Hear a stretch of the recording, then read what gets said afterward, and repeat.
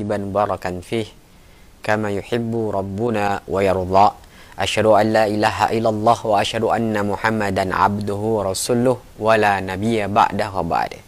Ikhwatal Islam, pemirsa TV Roja dan juga pendengar radio Roja dimanapun Anda bisa menyimak siaran kami. Kita memuji dan bersyukur pada Allah atas segala nikmat serta karunia yang Allah telah limpahkan untuk kita semuanya, sehingga di kesempatan Jumat pagi yang berbahagia ini kita dapat berjumpa kembali untuk mengikuti kajian ilmiah yang sesaat lagi akan kami hadirkan ke tengah layar kaca Anda dan ruang dengar Anda. Dan tak pernah bosan untuk kita memuji dan bersyukur pada Allah, dan semoga salawat serta salam terlimpahkan dan tercurahkan kepada Nabiullah Nabi Muhammad Sallallahu Alaihi Wasallam, untuk keluarganya, untuk para sahabatnya dan seluruh pengikutnya hingga akhir zaman nanti. Ikhwatul Islam, di kesempatan pagi hari ini kita akan menyimak kembali pelajaran yang akan disampaikan oleh guru kita Ustadz Dr. Ali Musri Samjan Putra MA Hafidhallahu Ta'ala, dari lanjutan faedah-faedah sejarah Islam, langsung dari studio mini Sekolah Tinggi Dirosah Islamiyah Imam Syafi'i Jember. Untuk Anda yang nanti ingin bertanya, silahkan kami tunggu pertanyaan-pertanyaan Anda di line telepon 0218236543. Untuk pesan singkatnya di 0819896543. Baiklah, kita simak bersama pelajaran yang akan disampaikan oleh Ustadz. Kepada Ustadz kami persilahkan, falyatafadhal maskuran ya Ustadz.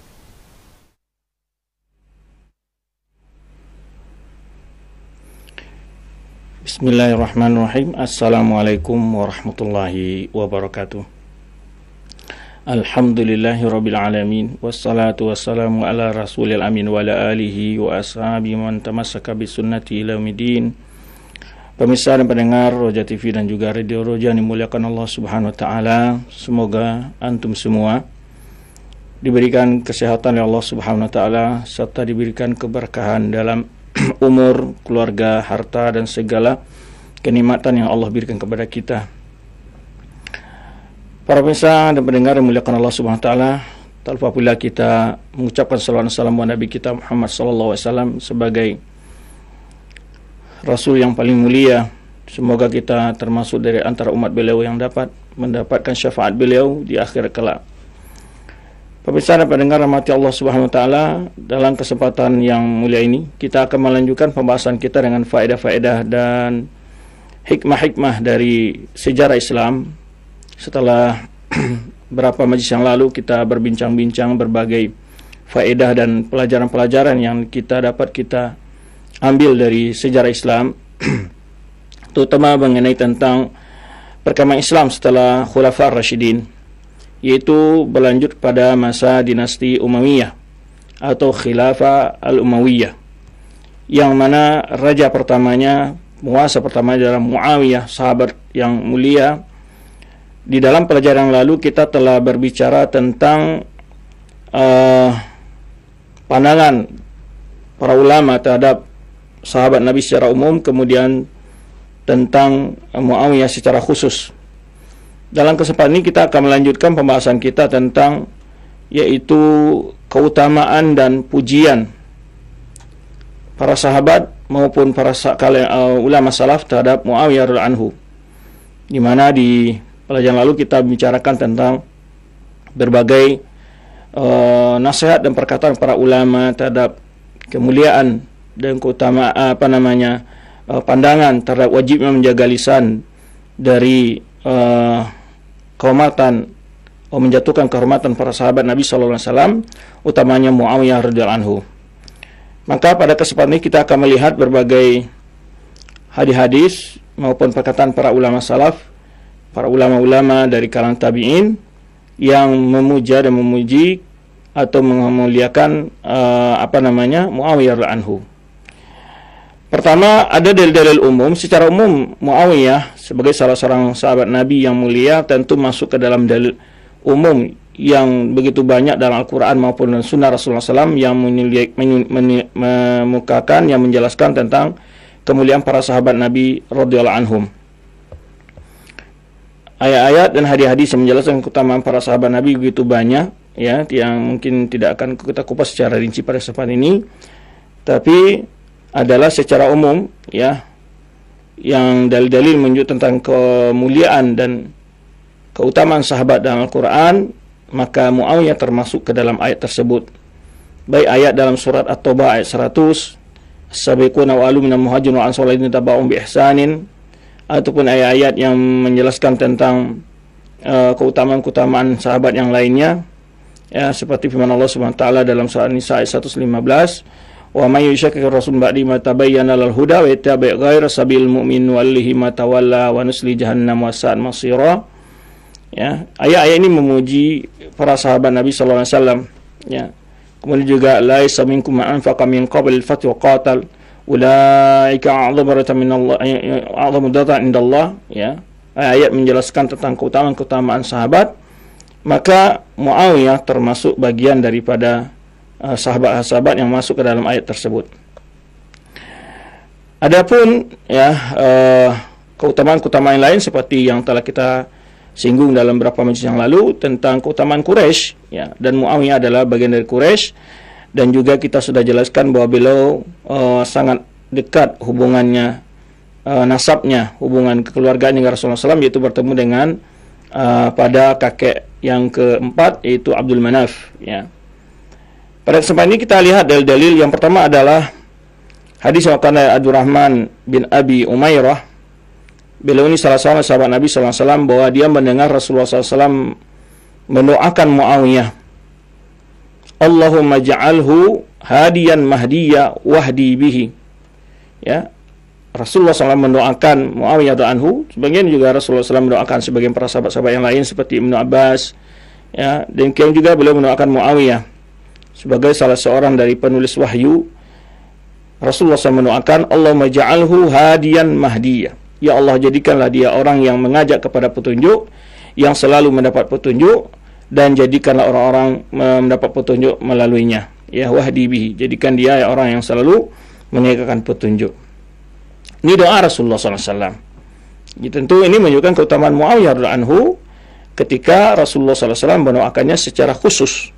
Ya, apalagi isi doanya. Ya, kita tahu bahwa doa Rasulullah SAW terkabul di sisi Allah Subhanahu wa taala.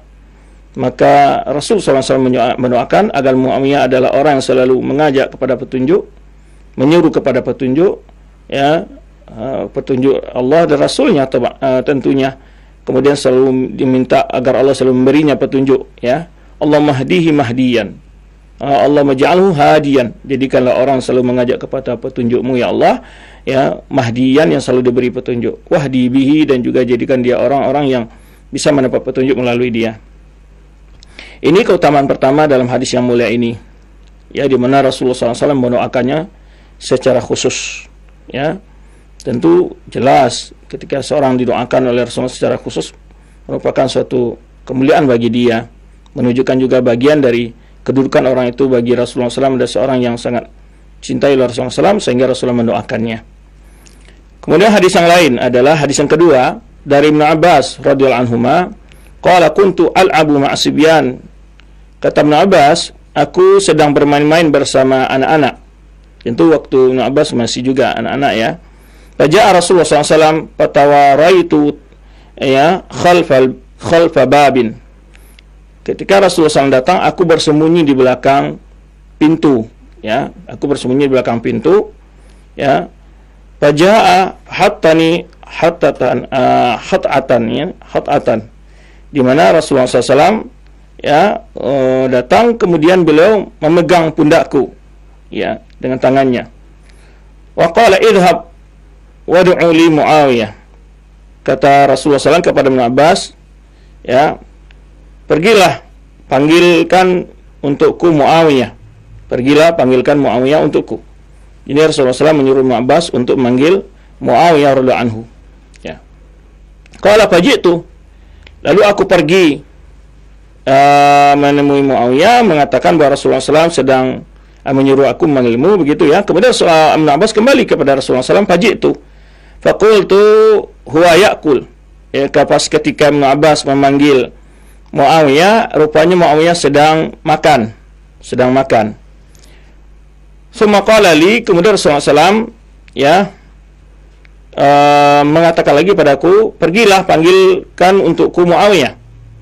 Faji'tu faqultu huwa yaqul. Laku aku pergi lagi, kemudian kembali lagi pada Rasulullah SAW.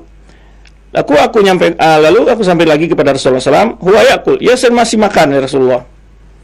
Faqala la ashba Allah batna, ya semoga Allah tidak membuat perutnya kenyang. Ini sebetulnya doa ini bukan doa untuk keburukan bagi Muawiyah, ya, karena Imam Muslim dan juga para ulama lain menjelaskan bahwa ini adalah sebetulnya dalil tentang keutamaan Muawiyah itu sendiri, di mana Imam Muslim menyebutkan hadis setelah hadis di atas, yaitu bahwa hadis Abu Hurairah anhu, bahwa Abu Hurairah mendengar Rasulullah SAW bersabda, Allahumma fa'ayyuma abdun mu'min sababtuhu faj'al dzalika law qurbatan ilaika yaumal qiyamah. Ya Allah, setiap orang yang aku doakan, ya, yang aku doakan sesuatu yang tidak berhak dia menerimanya, ya, fa ayyuma abdi mu'min sababtu, yang aku cela dia, jadikanlah hal itu sebagai yang mendekatkan dirinya kepada engkau pada hari kiamat. Ya, fa ma'azuma safa'i qulubi ahli sunnah wal jamaah li ashabi Nabi sallallahu alaihi wasallam. Nah, ini disebutkan di sini oleh seorang ulama menjelaskan betapa selamatnya hati orang al-sunnah jamaah terhadap para sahabat Nabi SAW. Ya, wa masal masarijo taum tijahum, bagaimana selamatnya perasaan dan hati mereka untuk memuliakan sahabat Nabi SAW. Di antara sini contohnya Imam Muslim ketika meriwayatkan dua hadis ini saling berurutan. Kenapa? Karena Imam Muslim ingin menafsirkan hadis yang pertama tadi dengan hadis yang kedua. Itu maksudnya. Justru hadis yang pertama tadi itu diriwayatkan oleh Imam Muslim menunjukkan tentang keutamaan Muawiyah itu sendiri. Ya. Imam Muslim akan dalam bab yang wahid, wa kana ja'al hadis awal ma'al hadis tsani fadilatan 'azima li khalil mu'minin Muawiyah. Seakan-akan Imam Muslim memahami hadis yang pertama tadi adalah keutamaan yang mulia, yang sangat agung, ya, bagi paman orang-orang beriman, ya. Muawiyah akan digelari dengan khalil mu'minin, karena memang saudarinya Ummu Habibah adalah istri Rasulullah SAW. Berkata Imam Nawawi, ini yang disebutkan betapa para ulama memahami itu bukan celaan, bukan hinaan kepada Muawiyah, tapi itu adalah sebetulnya doa yang baik buat Muawiyah. Karena Rasulullah SAW menyebutkan setiap orang yang doakan orang hamba mukmin yang doakan Rasulullah SAW sesuatu yang kurang baik, yang dicela Rasulullah SAW, maka jadikan itu sebagai nilai kedekatannya kepada engkau pada hari kiamat, ya Allah. Ini doanya Rasulullah SAW. Maka Imam Nawawi mengomentari, qad fahima muslimun. Jadi Imam Muslim memahami, ya, dari hadis ini bahwa Muawiyah, ya, lam yastahiqu muhaqqan li du'a alaihi, karena dia tidak berhak untuk mendapatkan doa itu. Falihada adkhalu fi hadzal bab. Karena itulah Imam Muslim memasukkan ke dalam bab ini hadis itu bahwa seseorang yang doakan Rasulullah SAW, ya, keburukan, maka itu menjadi pahala bagi dia dan mendekatkan dia kedudukannya dengan Allah Subhanahu wa taala di hari kiamat. Wa ja'ala min manaqib Muawiyah li'annahu fil haqiqah yasiru du'a lahu. Sehingga Imam Muslim menjadikan ini bagian dari keutamaan kemuliaan Muawiyah, karena hakikatnya adalah merupakan doa untuk Muawiyah. Ya, doa kebaikan untuk Muawiyah radhiyallahu anhu. Itu hadis yang kedua menjelaskan tentang keutamaan Muawiyah. Kemudian hadis lain, ya, dari Ummi Haram, annaha sami'at Nabi SAW yaqul. Ini keutamaan Muawiyah juga. Dari Ummu Haramin, bahwa dia mendengar Rasulullah SAW bersabda, awalu jaishin min ummati yaghzuna al-bahra qad aujabu. Awal pasukan yang dari kalangan umatku yang berperang di tengah lautan, maka sungguh dia terjamin untuk mereka surga. Aujabu itu maksud surga. Lalu Ummu Haram berdoa, ya, qultu ya Rasulullah ana fihim, ya, wahai Rasulullah, aku termasuk orang di antara orang-orang yang ikut dalam pasukan itu. Qala anti fihim. Kemudian Rasul mengatakan, engkau termasuk di antara mereka. Qala Nabi SAW, awal jaysh min ummati yaghzuna madinata Qaisar maghfurun lahum. Ya, pasukan Islam yang pertama dari umatku ini memerangi di kota Kaisar, maka mereka adalah orang yang telah diampuni dosa mereka. Wa qul ana fihim ya Rasulullah, aku termasuk di antara mereka ya Rasulullah. Rasulullah menjawab tidak. Berkata Ibnu Hajar menjelaskan hadis ini, karena hadis ini bahkan Imam Bukhari, wa man aujabu ay fa'alu fi'lan wa ajabat lahu bihil jannah. sungguh kata Ibnu Abbas, kata Ibnu Hajar al-Asqalani rahimahullah menjelaskan apa maksud dari aujabu di sini adalah sungguh mereka telah melakukan sebuah amalan yang mewajibkan untuk mereka surga. Nah, pasukan yang yang pertama berperang di laut, yaitu karena sudah kita jelaskan bahwa di antara kekuatan Islam di masa Utsman bin Affan adalah ditaklukkannya kota Madinah Kaisar, yaitu di bawah pasukan Muawiyah yang memimpin pasukan angkatan laut kaum muslimin waktu itu. Ya, dan itu ada awal angkatan laut yang pertama sekali yang dipimpin oleh Muawiyah. Maka Muawiyah adalah panglima perangnya yang waktu membawa pasukan itu. Tentu jelas termasuk dalam hadis ini, maka Rasulullah menyebutkan tentara pasukan muslim yang pertama dari kalangan umatku yang merangi berperang di tengah lautan, sungguh mereka adalah telah dijamin untuk mereka surga. Ini salah satu dalil menunjukkan Muawiyah termasuk dari orang-orang yang basyirin bil jannah melalui hadis ini. Nah, ini Ummu Haram ini ketika Rasulullah SAW tidur di rumahnya. Ya, wa hadhi manqabatan 'azimah li Muawiyah. Ini adalah keutamaan yang agung bagi Muawiyah. Dzalika anna awal jaishin ghadha fil bahri kana bi imaratihi radhiyallahu anhu. Ya, bahwa pasukan yang pertama sekali berperang di lautan adalah di bawah kekuasaan Muawiyah radhiyallahu anhu. Ya, disebutkan di sini Abu Sa'id Al-Khudri, ya, Ubadah bin Samit suaminya Ummu Haram. Kemudian termasuk dalam pasukan ini Abi Dzar, dan beberapa orang sahabat yang lainnya. Ya, dan juga termasuk Ayyub Al-Ansari. Nah, ini di antara keutamaan yang dimiliki oleh Muawiyah diterangkan dalam hadis-hadis Rasulullah SAW, ya, di mana dia adalah pemimpin pasukan yang pertama sekali berperang di lautan, dan itu doa Rasulullah SAW sebenarnya yang dikabarkan oleh Ummu Haram, ya, yang telah kita sebutkan tadi.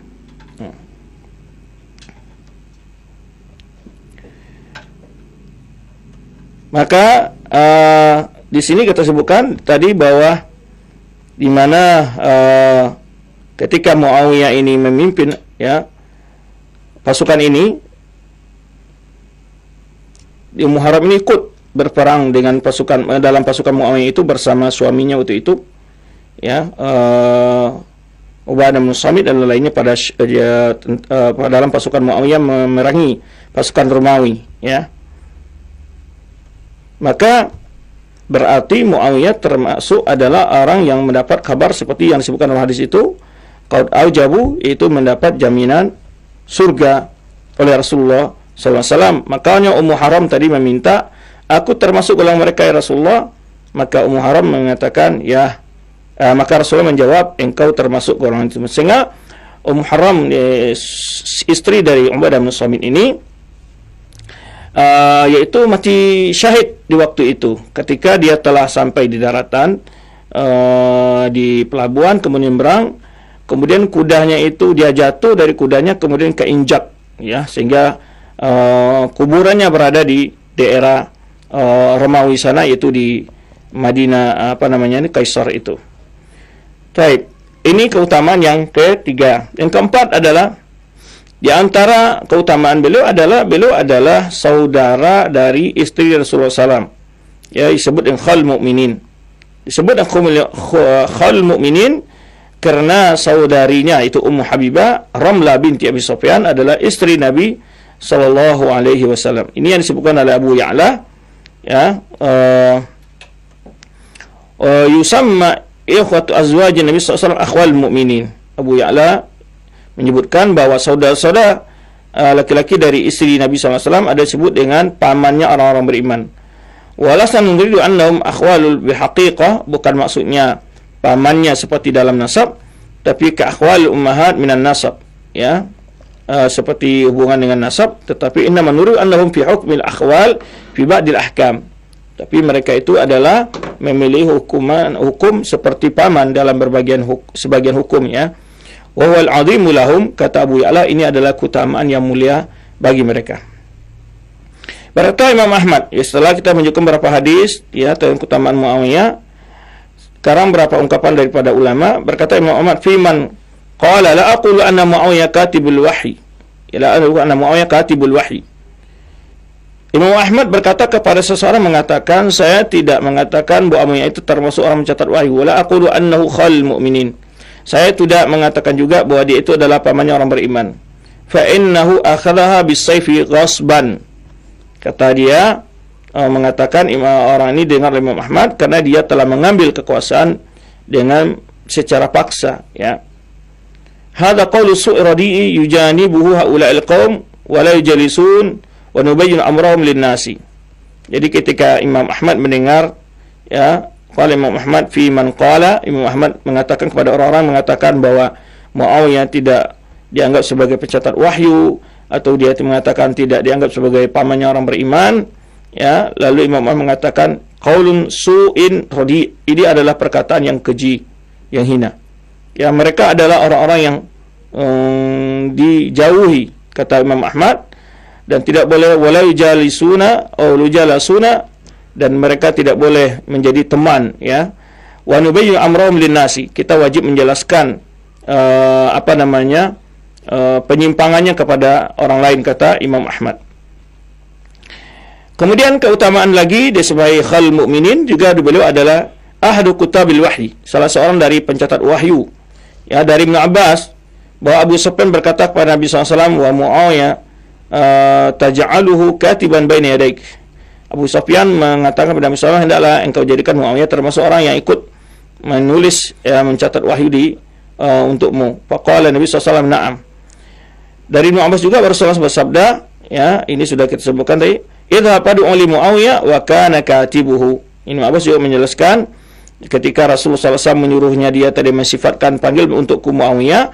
Ibnu Abbas menyatakan bahwa dia adalah sekretaris Nabi Sallallahu Alaihi Wasallam, termasuk di antara sekretaris Nabi yang mencatat wahyu bersama sahabat-sahabat yang lainnya.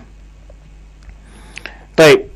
Ini bahwa beliau adalah salah seorang pencatat wahyu. Wa kana Abdullah bin Amrin kana Muawiyatu yaktubu li Rasulullah SAW. Ini dalil-dalil, ya, karena di sana ada orang-orang yang mencoba mengingkari perkara ini, bahwa Muawiyah tidak termasuk orang yang mencatat wahyu. Padahal ini mutawatir di kalangan sahabat Nabi SAW, ya, di kalangan para ulama. Nah, di sini Abdullah bin Amr bin As mengatakan Muawiyah adalah salah seorang yang mencatat wahyu untuk Rasulullah SAW. Berkata Imam Ahmad juga, Muawiyah katibu Rasulullah SAW wa sahibuhu wa sihruhu wa aminuhu ala wahyihi. Rasulullah Muawiyah anhu adalah salah seorang penulis wahyu untuk Rasulullah SAW, juga sahabatnya dan juga iparnya, ya, dan juga kepercayaan Rasulullah SAW untuk mencatat wahyu. Berkata Syaikhul Islam Taimiyah, an Muawiyah huwa wahidu min kutabil wahyi. Ini perkataan-perkataan para ulama yang dinukilkan di sini tentang bahwa Muawiyah adalah salah seorang dari pencatat wahyu. Syaikhul Islam Taimiyah mengatakan huwa wahidu min kutabil wahyi, dia salah seorang dari orang sahabat yang ditugaskan Rasulullah SAW untuk mencatat wahyu. Ini juga sebagai jawaban bagi orang-orang orientalis yang dimana mereka mengatakan bahwa Al-Quran itu belum tercatat di masa Nabi SAW. Ya, ini adalah kebohongan yang mereka buat. Al-Quran itu sudah tercatat dan sudah terkumpul di masa Nabi SAW. Tapi terkumpulnya dalam bentuk semua Al-Quran yang tercatat dikumpul di salah satu ruangan di rumah Nabi SAW. Ya, satu kamar, satu tempat di rumah Nabi SAW dikumpulkan di situ. Tapi belum dikumpul dalam bentuk mushaf, iya. Jadi di masa Abu Bakar Siddiq itu hanya dikumpulkan dalam bentuk mushaf. Tapi sebetulnya Al-Quran itu ya semua yang dicatat oleh sahabat di masa hidup Rasulullah SAW itu dikumpulkan di salah satu tempat di rumah Nabi SAW. Nah, setelah terjadinya perang melawan murtadin di masa kekhalifahan Abu Bakar Siddiq anhu, nah, karena banyaknya mati para penghafal wahyu, maka Umar bin Khattab memberikan usulan kepada khalifah saat itu Abu Bakar Siddiq agar mencatat Al-Quran dan dikumpulkan dalam satu mushaf. Ini sudah berlalu kita jelaskan pada saat kekhalifahan Abu Bakar Siddiq anhu. Baik, itu diantara keutamaan kedudukan Muawiyah di sisi Nabi sallallahu alaihi wasallam. Kemudian juga bagaimana pandangan para sahabat-sahabat lain terhadap Muawiyah, tadi sudah Ibnu Abbas sudah kita jelaskan, ya. Dan di antara keutamaannya adalah Umar al-Faruq radhiyallahu anhu ala Syam. Pertama, dia adalah seseorang yang diangkat menjadi gubernur di masa Umar bin Khattab. Ulama radhiyallahu anhu menjadikan orang-orang yang dipercaya oleh Umar bin Khattab adalah orang-orang yang unggulan tuh, orang-orang yang terpercaya amanahnya, kemampuannya. dalam manajemen pemerintahan, ya. Nah, wa qaru Utsman 'alaiha muddat khilafatihi. Kemudian tambah lagi semasa khilafah Utsman dia tetap menjadi gubernur Syam. Di sini dikatakan oleh Imam Haythami menyebutkan ittifaqu kulli min Umarin wa Utsman wa huma minhuma fi fadli wa suhbah. Di sini Haythami menyebutkan di mana sepakatnya ya Umar dan Utsman, ya mereka berdua siapa mereka, ya di sisi, ya tidak diragukan lagi, maksudnya dari segi keutamaan dan kedudukannya tengah sahabat Nabi SAW. Walahumal makanul a'la, keduanya menduduki kedudukan posisi yang mulia, ya wal masul minal wara, dan juga orang yang sangat wara, ya dalam agama dan bertakwa.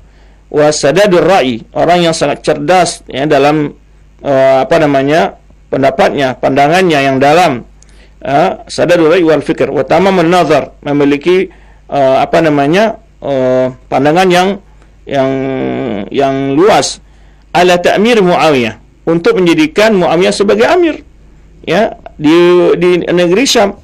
Lahu dalilun, nah kata Haythami sini ini dalil menunjukkan tentang keutamaan Muawiyah.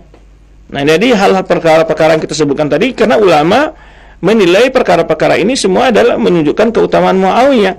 Ya, kata Al-Haythami menyebutkan ini dalil tentang keutamaan Muawiyah, dan dia memang orang yang sangat layak untuk menduduki posisi itu. Ya, fa ifadin ba'da hadza, ya. Keutamaan mana lagi setelah ini, kata Imam Al-Haythami. Berkata Imam Zahabi, hasbuka biman yu'ammar Umar, ya, yu'ammar Umar, ya. Cukuplah engkau menilai orang yang kalau sudah diangkat menjadi pemimpin oleh Umar, dipercaya oleh Umar bin Khattab. Summa Utsman al-Iklim, ya dipercaya menjadi gubernur, memimpin. Kemudian Utsman, wa huwa sagrun fayadbituhu wa yakum bihi atamul qiyam. Di mana beliau menyebutkan Syam itu adalah daerah yang sebetulnya daerah yang butuh penjagaan yang kuat, karena memang berbatasan langsung dengan kekuasaan Romawi.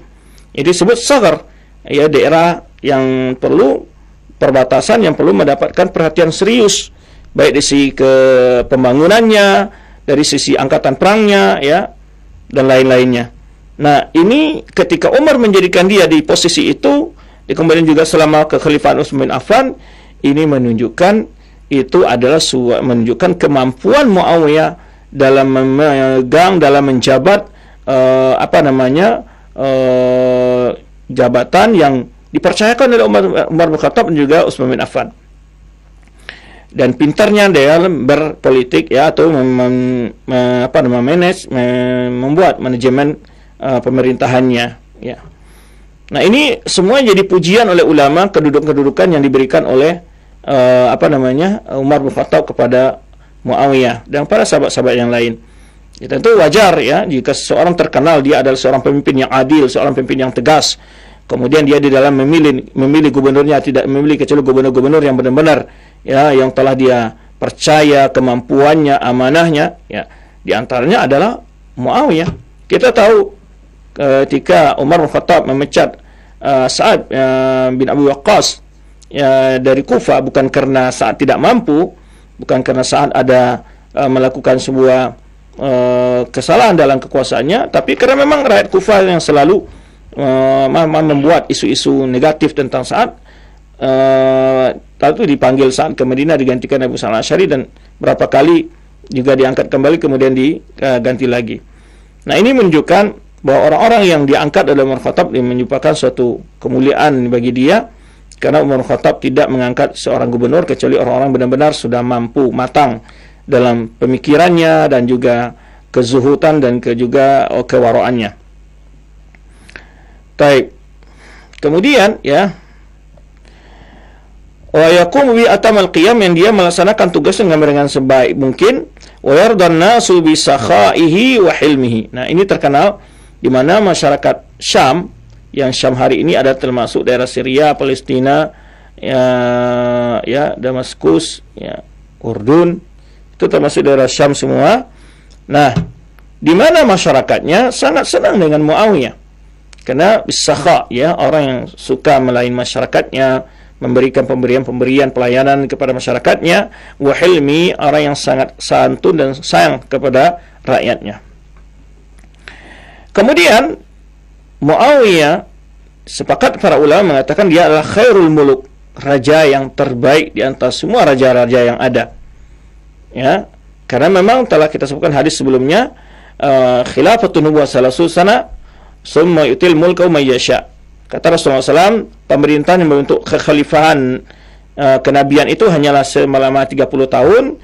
Kemudian Allah akan memberikan kekuasaan kepada siapa yang dia kehendaki, dan itu adalah oleh sebab itu Muawiyah adalah raja yang pertama di dalam Islam. Ya.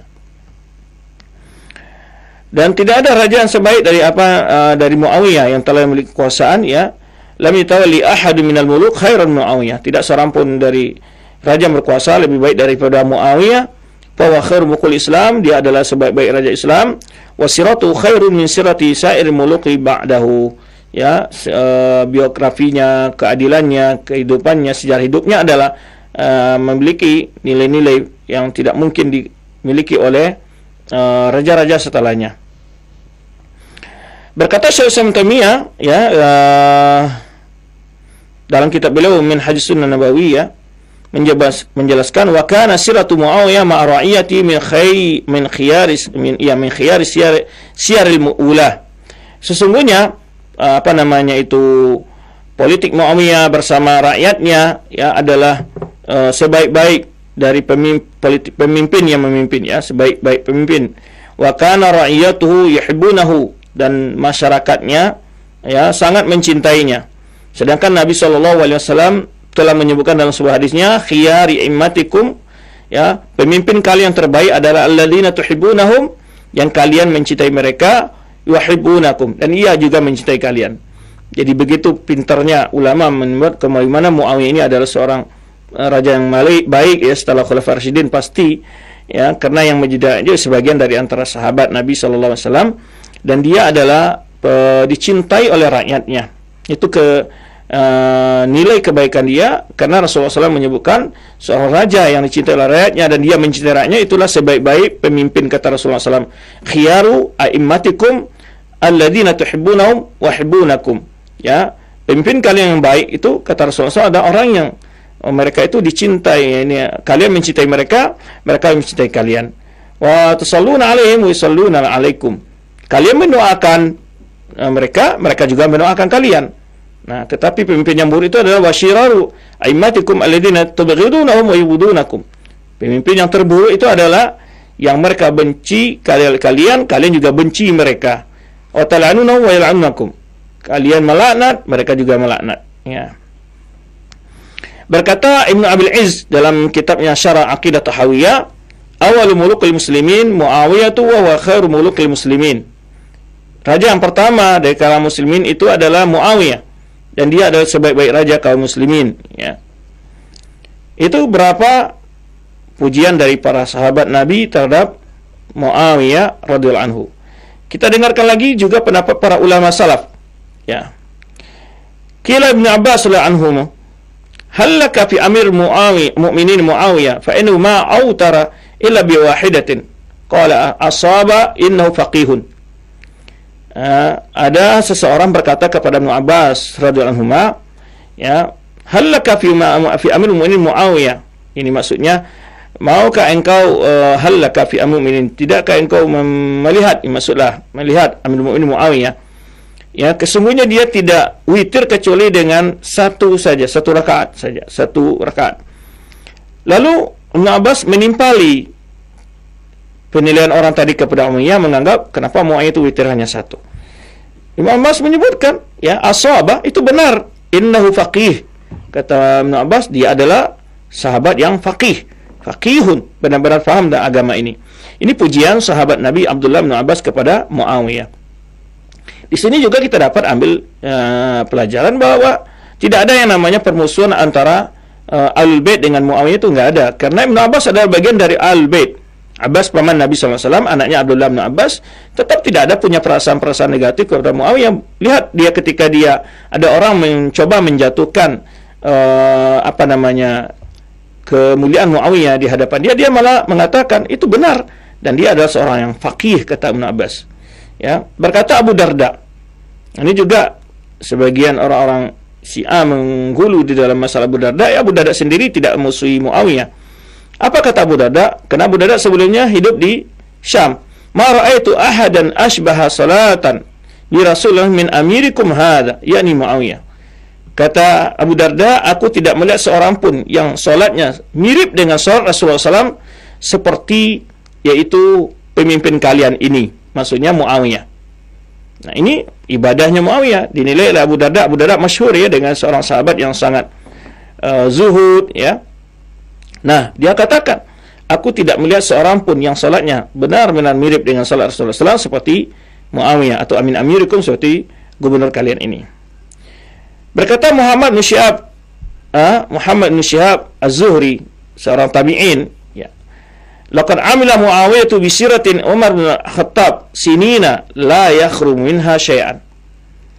Di mana Muhammad bin Syihab Az-Zuhri, seorang tabi'in, mengatakan bahwa Muawiyah di dalam pemerintahnya benar-benar mengikuti sistem pemerintahan Umar bin Khattab. Ya, sinina, ya, dengan bertahun-tahun, la yakhru minha syai'an, tidak ada yang dia tinggalkan. Ini menunjukkan bagaimana keadilan, kebaikannya dipuji oleh ulama-ulama yang siqah, ulama-ulama yang masyhur. Ya, di antara ulama tabi'in sini Muhammad Syihab Az-Zuhri yang masyhur ya. Ibnu Syihab atau Az-Zuhri, dia mengatakan bahwa Muawiyah di dalam pemerintahnya itu benar-benar seperti metodenya, seperti manajemennya atau kekuasaannya seperti diatur dengan seperti mana Umar bin Khattab dalam memimpin kaum muslimin. Wa dzikra indal A'mash Umar bin Abdul Aziz. Nah, A'mash ini Sulaiman bin Mihran ini salah seorang ulama atba'ut tabi'in menjelaskan di sini ketika ada orang membanggakan Umar bin Abdul Aziz. Wah, keadilannya Umar bin Abdul Aziz. Ada seorang berkata menyebut-nyebut dekat A'mash keadilan Umar bin Aziz, ya.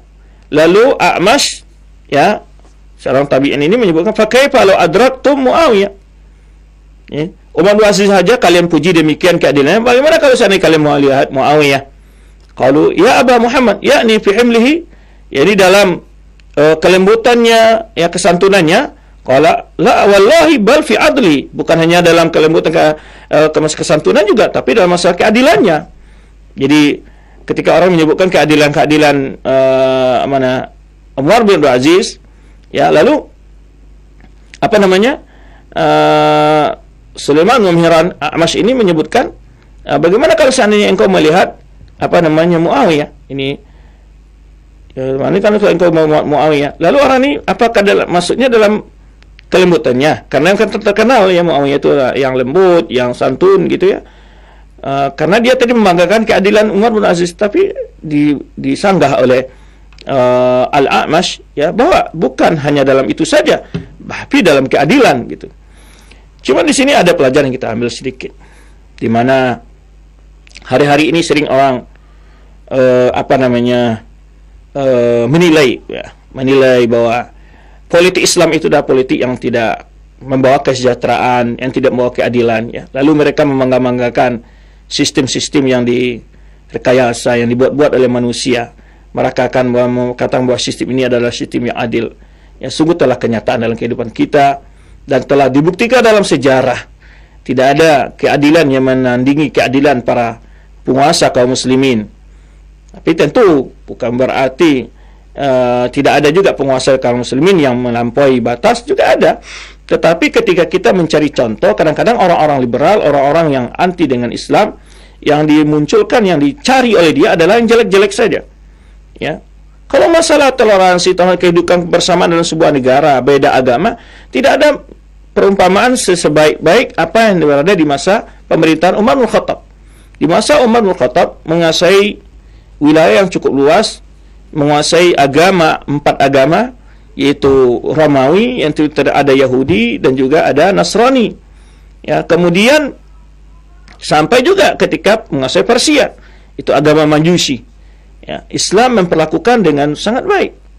Maka sebetulnya kadang-kadang kita prihatin dengan pernyataan-pernyataan para tokoh, ya, mengatakan Islam itu tidak punya konsep dalam kekuasaan dalam politik, dalam ini cuman politik-politik yang tidak milik Islam, politik yang penuh dengan kekotoran, ya, tipu daya, makar, kebohongan, ya, dan berbagai macam rekayasa-rekayasa. Islam tidak punya. Islam memang, baca sejarahnya bagaimana kehidupan sahabat Nabi SAW memimpin, mulai dari Abu Bakar sampai Umar, bahkan Muawiyah radhiyallahu anhu, ya, itu dipuji dengan keadilannya, termasuk Umar bin Abdul Aziz, ya. Banyak sekali di dalam Islam telah terbukti keadilannya dan terbukti kesejahteraan yang dia raih, ya, untuk umat manusia yang hidup di masa mereka.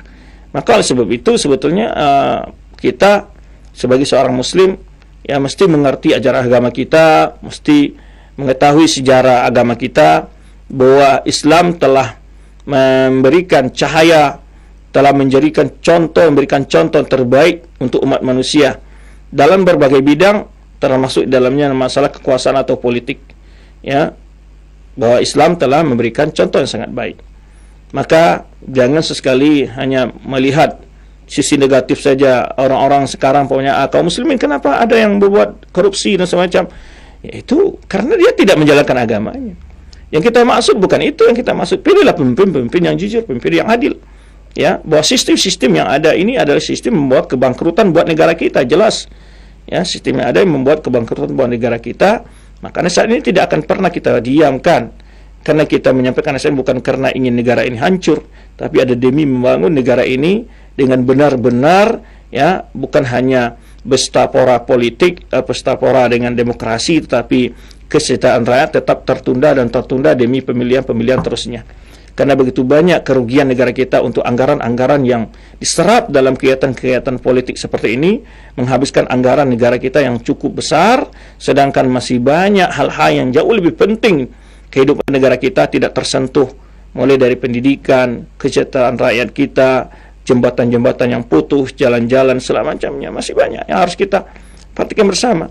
Maka kita tidak akan pernah diam untuk memberikan kritikan-kritikan ini kepada yang membuat kebijakan-kebijakan. Demi untuk apa? Demi kita ingin membangun negara kita ini benar-benar dengan cara ikhlas, bukan dengan cara untuk jadikan peluang untuk memuaskan hawa nafsu. Ya, kalau kita memang benar-benar cinta kepada bangsa dan negara kita ini, maka kembali coba tinjau, ya, sistem yang ada ini, ya, sudahlah banyak membuktikan berapa kerugian yang dialami oleh negara kita, ya, persaudaraan secara anak bangsa yang begitu terpecah-pecah, ya, dan saling maki, saling hina, saling olok, ya. Ini bukti bahwa sistem ini adalah sistem yang sangat membawa kepada kekejian. Kita selalu bicara masalah NKRI adalah harga mati, wajib menjaga kesatuan negara kita. Tapi sistem yang kita miliki justru membawa ke arah-arah yang membuat negara kita melemah dalam sistem persatuan ini.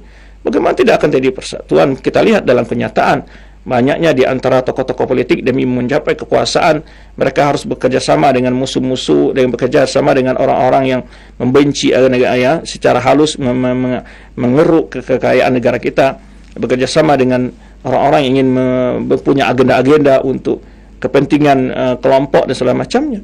Ya, tidak diragukan hal ini akan merusak negara kita nantinya. Maka dari itu, ya, para politikus, ya, kembalilah Anda mencoba mencari konsep-konsep yang benar. Jangan hanya membaca konsep-konsep yang ada pada orang Barat, ya, bahwa dalam Islam sebetulnya sama dapat sistem yang sangat sederhana, yang begitu sangat mudah, gampang, tidak harus menghabiskan waktu berbulan-bulan untuk saling mencaci maki, tidak harus menghabiskan dana sekian triliun untuk melaksanakan semua, hanya hasilnya tetap akan seperti itu. Ya, kita sudah beberapa kali melaksanakan yang namanya pilkada, pemilu, semacam menghamburkan uang sekian banyak, ya. Lalu hasilnya apa? Lebih baik daripada sistem-sistem yang lain? Nyatanya tidak juga. Justru semua kita merasakan apa yang terjadi itu sudah kita lihat sendiri, ya. Janji-janji banyak kebohongan segala macam itu kita lihat, merasakan kita semua. Maka oleh sebab itu kita sebagai seorang muslim yakin dengan penuh bahwa tidak ada sistem terbaik daripada sistem yang diwahyukan oleh Allah kepada Rasulullah SAW untuk memilih pemimpin, untuk menghargai pemimpin, untuk memuliakan pemimpin. Ya, itu hanya ada dalam Islam. Bagaimana hubungan antara rakyat dengan pemimpin itu diatur semuanya. Cuma kadang-kadang orang yang tidak mengerti Islam, dia mencoba menilai Islam dari satu sisi saja, melihat perkara-perkara yang memang negatif saja dan tidak melihat Apa yang positifnya? Justru kalau kita lihat, ya, tidak pernah mungkin korban-korban yang jatuh karena terjadinya pesta politik seperti demokrasi seperti ini juga banyak, ya. Mungkin melebihi dari, kalau dari korban yang dijatuh oleh teroris mungkin bisa berbanding juga, mungkin lebih banyak gitu. Maka lalu kita sebetulnya ada sistem-sistem kita ini yang membuat kita ini untuk harus mengevaluasi semua, ya. Maka kita tidak akan pernah bosan, kita akan tetap mengkritik, dan itu dijamin oleh konstitusi bahwa kita mengungkapkan pendapat-pendapat kita demi membangun bangsa ini. Yang penting pendapat-pendapat itu bukan disampaikan dengan bentuk radikal memaksakan, tidak, tapi semuanya kita ajak diskusi, kita ajak berpikir, ajak menelaah, ya, dengan baik. Karena kita merasakan sekali negara kita jauh tertinggal dari sisi pendidikan, ya, dari negara-negara tetangga saja, negara Thailand saja kita mungkin bisa masih di bawahnya, dan pertanian dan lainnya. Maka ini yang dapat saya jelaskan sedikit faedahnya, bagaimana tadi kita sebutkan bahwa di mana orang menganggalkan tadi keadilan Umar bin Abdul Aziz, itu keadilan yang ada di masa Umar bin Abdul Aziz dikatakan oleh Al-A'mash itu kalau dibandingkan dengan Muawiyah, engkau tidak pernah melihat Muawiyah, kata A'mash, ya. Apalagi dilihat dari sahabat lagi, Umar bin Khattab, ya, Utsman bin Affan, Ali bin Abi Thalib, Abu Bakar Siddiq anhu, ya, tentu adalah, maka kita perlu mengerti bagaimana sahabat di dalam menyelesaikan masalah-masalah mereka, termasuk dalam masalah-masalah politik kita juga harus jawab dengan konsep-konsep Islam. Maka ini tanggung jawab para tokoh-tokoh Islam yang untuk menampilkan, memberikan solusi, mengambil dari ajaran Islam dan menuangkan kepada dalam bentuk-bentuk aturan, ya, dan agar negara kita ini dalam memilih pemimpin dalam berbagai urusan politik yang sederhana, mudah, gampang, waktu, ya, hemat biaya, ya, hemat waktu, hemat tenaga, ya, sekaligus kita negara kita ini menjadi negara yang terhormat. Jangan menjadi negara yang selalu diadu domba dengan isu-isu, ya. Nanti ini yang berpotensi untuk terpecah belah negara ini adalah, kita lihat negara lain terpecah belahnya adalah karena ada tokoh-tokoh politik yang tidak puas, lalu membocorkan rahasia-rahasia negaranya, kelemahan-kelemahan negaranya keluar.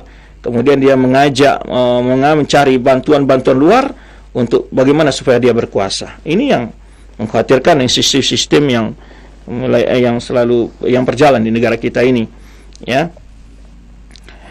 Baik, itu satu pelajaran dapat kita jelaskan, bahwa di mana belum ada format yang dapat menyaingi format Islam dalam masalah keadilan, ya. Tentu apa yang disuarakan orang hari ini, ya, beda atau istilahnya dengan masyarakat yang berbeda agama pun Islam telah mencontohkan, ya. Baca bagaimana kebebasan, toleransi yang diberikan oleh Islam ketika Islam berkuasa di Andalus, atau ketika Islam berkuasa di Madinah di masa Nabi SAW, di masa Abu Bakar Siddiq, masa Umar bin Khattab, ya. Masa Umar bin Khattab kalau dibaca bagaimana dia, yang telah kita sempat singgung sebelumnya, dia tidak memungut upeti, tidak bayar nama jizyah. Banyak orang-orang yang bebaskan dari agama lain di negeri Syam jika dia tidak punya pencaharian atau punya pencaharian yang cukup untuk keluarganya saja. Umar bin Khattab tidak mewajibkan membayar dia jizyah tersebut. Tapi jizyah itu bukanlah arti paksaan, yang karena memang setiap negara berkewajiban menyumbang kepada negara. Islam memberikan sumbangan dalam bentuk yang begitu banyak, ya, sumbang-sumbang sosialnya. Di antaranya ada zakat, adanya Idul Adha, ya, zakat fitri, dan infak, dan banyak sekali bentuk-bentuk dari Islam yang itu bisa modal untuk menggiatkan, membantu sesama warga negara. Maka bagian dari itu, dari agama lain, Islam membentuk namanya jizyah, yang itu untuk dimanfaatkan, ya, untuk sebagai bukti kesetiaannya dia dalam membayar itu, bahwa dia tetap setia kepada pemerintah, ya, dan kemudian dia diberi pelayanan pendidikan, kesehatan, dan segala macamnya.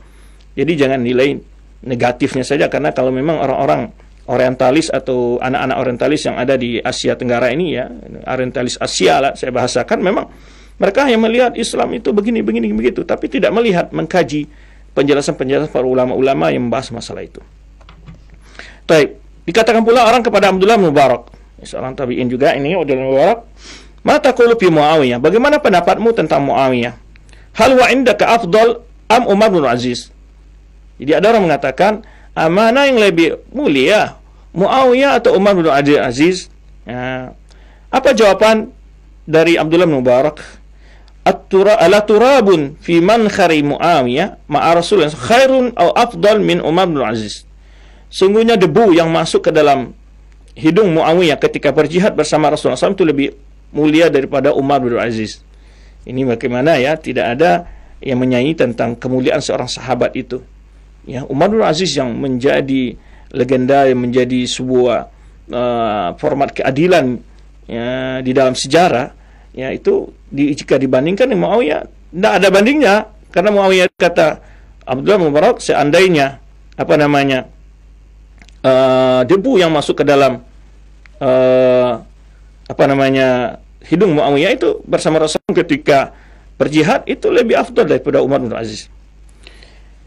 Dan juga Umar bin Aziz bersamaan dengan tingginya kedudukan Umar bin Aziz ya, dan ilmunya dan zuhudnya dan adilnya, dan tidak mungkin dibandingkan dengan Muawiyah karena ini adalah sahabat Nabi, dan itu adalah Umar bin Aziz adalah seorang tabi'in ya. Dan juga ditanya oleh seseorang, bertanya kepada Al-Mu'afi bin Imran Al-Azdi ya, dia bertanya, ya Aba Mas'ud, aina Umar bin Aziz min Muawiyah? Ya, mana yang lebih mulia, Umar bin Aziz daripada Muawiyah? Faqadiba, marah nih Al-Mu'afi ini, wa qala yaumun min Muawiyah afdal min min Umar bin Aziz umrah ya, umrah ya. Satu hari dari umur Muawiyah itu ya lebih afdal, maksudnya satu hari bersama Rasulullah SAW ya, mungkin ya lebih utama, lebih mulia daripada Umar bin Aziz seumurnya ya, seumur Umar bin Aziz ya. Summa tafata ilaihi, kemudian dia melihat kepada orang yang bertanya tadi, taj'al rajulan min ashabi Muhammad mithla rajulin minat tabi'in, engkau ingin menjadikan ya sama antara seorang menjadi sahabat Nabi dengan seseorang yang menjadi tabi'in, seorang tabi'in, tidak mungkin. Ini menunjukkan betapa menurut para ulama-ulama kita kedudukan as-suhbah la ta'dilu syai', kama yang sering diulang-ulang para ulama-ulama kita, bahwa menjadi seorang nabi, sahabat Nabi itu adalah keutamaan yang tidak akan mungkin dibanding dengan keutamaan manapun, diraih dengan keutamaan, bisa dikejar dengan keutamaan bagaimanapun ya. Karena memang Mas'ud sudah menyebutkan juga dalam sebuah ungkapannya yang sudah sering juga disebutkan, ketika Allah ingin mengutus Nabi Muhammad SAW melihat kepada hati semua umat manusia, maka dia mendapatkan hati Nabi Muhammad SAW adalah hati yang paling bersih. Kemudian dia melihat lagi kepada setelah hati yang terbaik dari hati Nabi Muhammad, setelah hati Nabi Muhammad SAW, dilihat adalah hati para sahabatnya. Lalu Allah jadikanlah mereka sebagai pembela Rasulullah SAW, penolong agamanya. Nah, ini menunjukkan keutamaan hati-hati mereka yang dipilih Allah menjadi sahabat Nabi SAW. Taib, itu beberapa perkara yang dapat kita bahas dalam kesempatan ini ya. InsyaAllah pada pertemuan yang akan datang kita akan bahas perkembangan Islam sekilas di masa Muawiyah ya, sekilas di masa Muawiyah, apa saja bentuk pengembangan Islam di masa dia, wilayah-wilayah yang bertambah di masa Muawiyah, kemudian bagaimana keutamaan perkembangan pemerintahan di masa Muawiyah ya. Itu sedikit tentang dari bagaimana kemuliaan Muawiyah dalam pandangan para sahabat Nabi, para tabi'in, para ulama kita ya. Kemudian tentang wafatnya Muawiyah ini, Muhammad bin Sirin menyebutkan ya, bercerita tentang hari-hari terakhir di kehidupan Muawiyah. Ja'ala Muawiyah lamma ihtadara yadha khaddan al-ardi thumma yaqlibu wajhahu wa yadha khadd al-akhar yabki. Muhammad bin Sirin menceritakan ketika hari-hari terakhir di kehidupan Muawiyah ini, dia meletakkan pipinya di atas tanah, kemudian dia balik lagi pada bagian yang lain, dia letakkan bagian yang lainnya sambil menangis.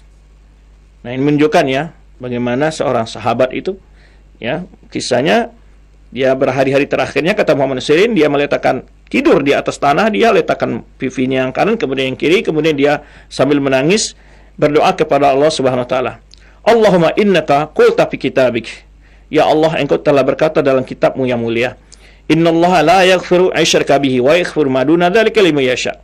Sungguhnya Allah tidak mengampuni dosa orang berpersekutukan dengannya dan mengampuni dosa selain itu bagi orang dikehendaki. Maka Muawiyah berdoa, Allahumma faj'alni fi man tasha'u an taghfir lahu. Ya Allah, jadikanlah aku termasuk orang-orang yang engkau ingin untuk ampunkan dosanya. Summa tamatsala bihadzal bait. Kemudian dia membaca sebuah sajak ini atau syair ini, huwal mautu la manja minal mauti walladhi nuhadhiru ba'dal mauti adha wa afdha'u. Ya. Kematian itu tidak ada yang bisa menyelamatkan kematian, tetapi yang kita cemaskan setelah kematian, kata Muawiyah, adalah adha wa afdha', perkara yang lebih berat dari itu, yang lebih menakutkan. Ya, mulai dari azab kubur, tentu itu, padang mahsyar, kemudian menerima catatan amal baik dan amal buruk, kemudian lewat siratal mustaqim. Ini yang disebutkan Muhammad. Ya, kematian itu yang tidak akan bisa menyelamatkan. Seorang bisa lari di kematian. Ya, tapi yang kita cemaskan, kata Muawiyah, adalah setelah kematian itu banyak perkara-perkara yang harus kita lebih khawatirkan. Summa qala, kemudian dia berdoa, kemudian berkata, Allahumma aqillil asra wa'fu anil zallah. Ya Allah, maksudnya ampunilah dosaku, ya, wa tajawaz bihilmika an jahalin ma lam yarju, ya, dan ampunilah, bebaskanlah aku dari kesalahan-kesalahan kebodohanku dengan kelembutanmu, ya Allah, ya, yang tidak akan mungkin bisa diharap selainmu. Fa innaka wasi'ul maghfirah, sungguhnya engkau sangat luas ampunanmu. Laisa lilladzi khati'am mahrabun ila ilaika, tidak ada tempat untuk mengadu bagi orang yang berdosa kecuali kepadamu, ya Allah. Summa ughmi alaihi, kemudian setelah itu dia pingsan. Ini Muhammad Nusir menceritakan, kemudian dia pingsan. Summa afaqah, kemudian sadar lagi. Faqala li ahli, setelah itu dia berkata kepada keluarganya, ittaqullah fa innallaha ta'ala yaqi man ittaqah. Bertakwalah kalian kepada Allah, sungguhnya Allah akan menjaga orang bertakwa kepadanya. Wala yaqi man la yattaqi, dia tidak akan menjaga orang-orang yang tidak bertakwa, kata Muawiyah. Summa mata bi Damashq, yaitu kemudian dia meninggal di kota Damaskus pada bulan Rajab tahun 60 Hijriah. Taib. Itulah sedikit tentang bagaimana Muawiyah, ya, sekilas biografinya dia dan juga pandangan ulama Ahlussunnah wal Jamaah terhadap kedudukan Muawiyah. Insyaallah pada pertemuan yang akan datang kita akan bicara tentang perkembangan Islam di masa dia, yaitu beberapa wilayah yang ini keluasan wilayah Islam dan beberapa kebijakan politik ataupun ekonomi maupun pemerintahan yang terjadi di masa Muawiyah. Wallahu a'lam bishawab. Berikutnya kita kembalikan kepada studio Cilengsi untuk menunggu pertanyaan-pertanyaan yang mungkin